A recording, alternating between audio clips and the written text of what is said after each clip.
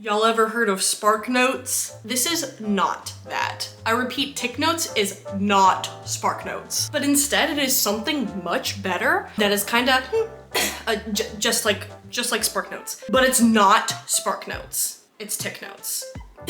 Write that down. As a lot of you know, most of the videos I put out in the past couple of years have been vlogs, but a lot of the important topics I go into about like tics and disability in general during my vlogs get cut short because they're part of the vlogs and I want to make something as entertaining and fun to watch as possible, and so you don't always just see me as a talking head like this. I want it to be a time where we can like really analyze and like understand in depth the topics that I go over through the chapters of my life that are shown in my vlogs, not like SparkNotes, like TicNotes, okay? That joke is gonna get old. So let's analyze this past month's chapters. Are they there? Vocal tics get worse and they suck. In my recent video, Bad Vocal Tics Getting Worse, I briefly went over how my vocal tics are getting louder than they've ever been in my entire life. Ready up, TicNotes, let's analyze. So first of all, I'm just gonna go ahead and define what I mean when I say tic repertoire, because I feel like I say that a lot, and either if you're new here, or if you've watched my videos before and like have heard me say tic repertoire but always been like, what is she talking about? Let me just like clear that up for you. I mean what I call like my current tics, like the tics that are happening for me at this point in my life. And that can change by the day, the week, the month, the year, the decade. The first tics you notice you have are like not gonna be the only tics that you have your entire life. And also sometimes certain tics come into your tic repertoire and then leave, and sometimes they come back.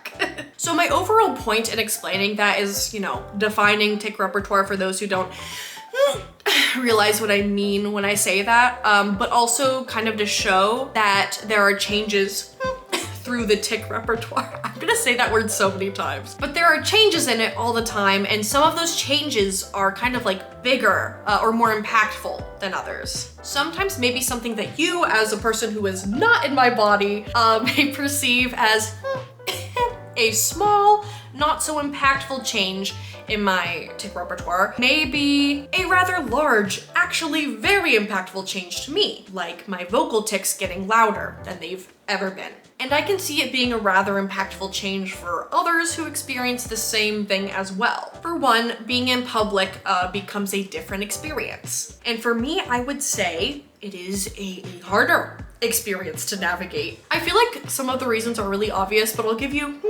one very big one. People don't like loud noises. I don't even like loud noises.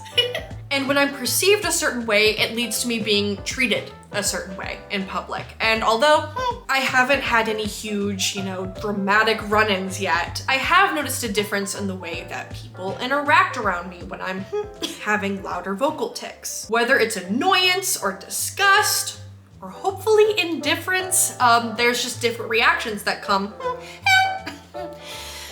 to someone doing that.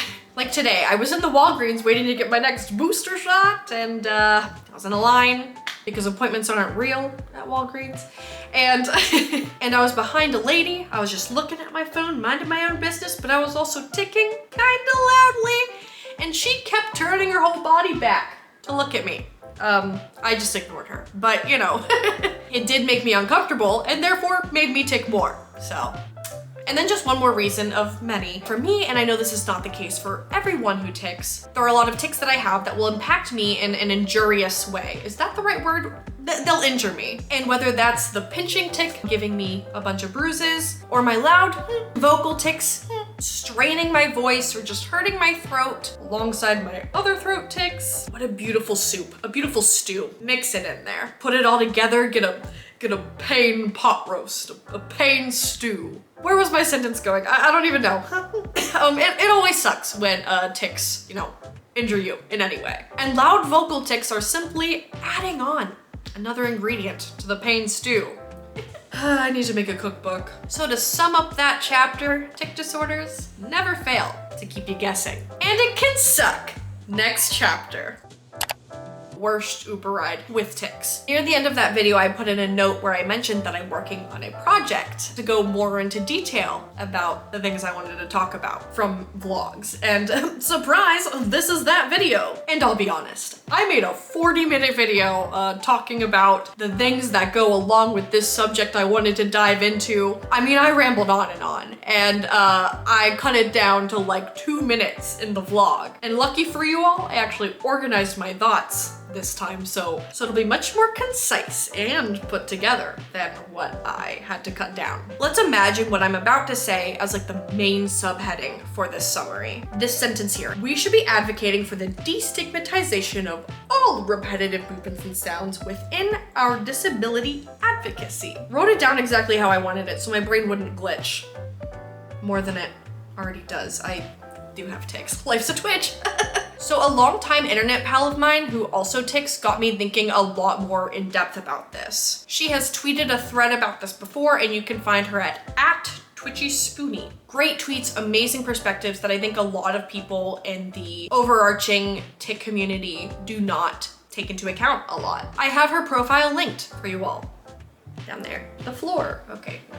Great joke, Emma. TicNotes, analyze.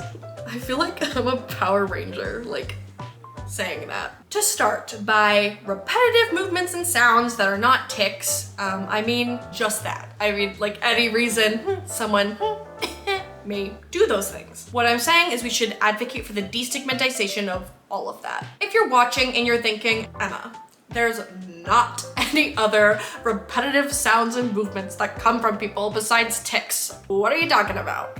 I'll tell you what I'm talking about. And I'll keep it kind of brief by going into one specific example. For instance, someone may be making uncontrollable repetitive movements and sounds because they are under the influence of drugs. Stay with me. Even outside of the reasoning that drug addiction is a mental health issue, people should not be harassed or treated negatively for simply doing drugs anyway. You can play it again. I'm diving into this example specifically because a lot of members within the tic community are terrified of being perceived as someone who is under the influence of drugs. And to note, I do understand that this perception is very complicated and can be even dangerous for many people, especially surrounding their treatment by people in places of power higher than their own. What I'm saying is that these innately negative thoughts and perceptions surrounding repetitive sounds, movements, whether they're from tics, drugs, or literally anything else, I believe the negative perceptions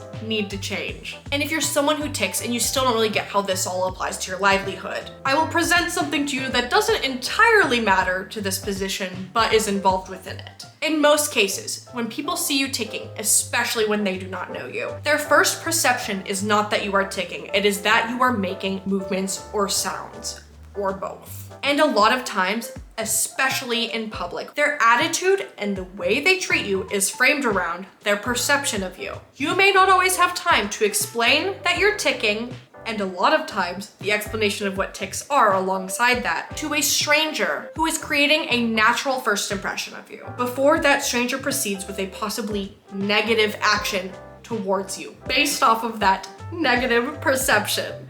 What a run-on sentence, I'm sorry. But to reiterate, that should not even matter for you to incorporate this into your advocacy. Before I round off this point, I'm going to kind of go over a couple of questions I foresee myself getting about this point.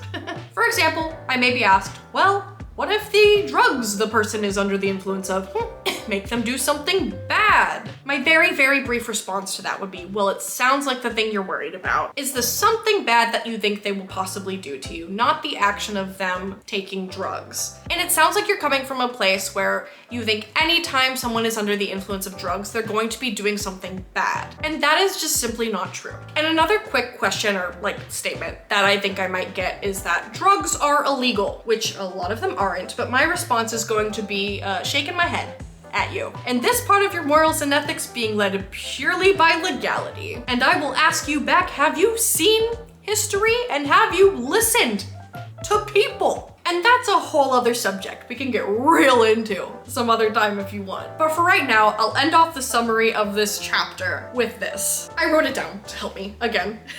There are all sorts of reasons people make repetitive sounds and movements, and at the end of the day, it doesn't matter what the reason is. No one should be treated badly or made to feel unsafe, no matter the perception of the reason that they are doing repetitive movements and sounds. Please go ahead and comment your thoughts on the first ever TicNotes and hit the subscribe button. The first TicNotes is finished and you're ready for the test. Wait, there's no test.